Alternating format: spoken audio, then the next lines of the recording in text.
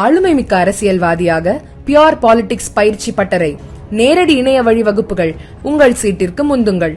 7338824242.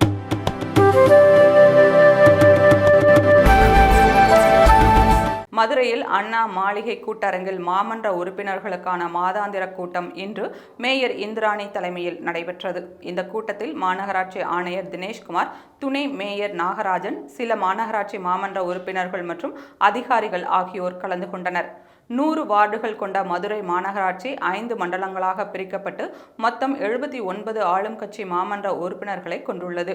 ஒவ்வொரு மாதமும் நடைபெறக்கூடிய இந்த மாமன்ற கூட்டத்தில் தங்கள் வார்டு பகுதியில் உள்ள குறைகளையும் மக்களுக்கு தேவையான அடிப்படை வசதிகள் குறித்து அந்த வார்டு மாமன்ற உறுப்பினர்கள் மேயரிடம் தெரிவிப்பார்கள்.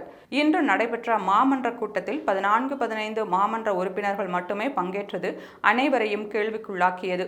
விசாரித்ததில் மதுரை திருப்பரங்குன்றம் பகுதி சட்டமன்ற உறுப்பினர் தளபதி தலைமையில் நடைபெறும் கூட்டத்திற்கு திமுகவை சேர்ந்த மாமன்ற உறுப்பினர்கள் சென்றதால் மாநகராட்சி கூட்டத்திற்கு வரவில்லை என தெரிய வந்திருக்கிறது.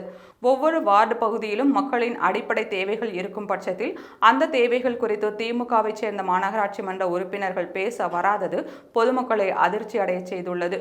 கூட்டத்தில் பேசிய மேயர் இந்திராணி, மழைக்காலம் வருவதால் ஒவ்வொரு வார்டு பகுதியிலும் எச்சரிக்கை பணிகள் மேற்கொள்ளப்பட இருப்பதாகவும் அதற்கான நிதி ஒதுக்கப்பட்டு உபகரணங்கள் வாங்கப்பட உள்ளதையும் தெரிவித்தார்.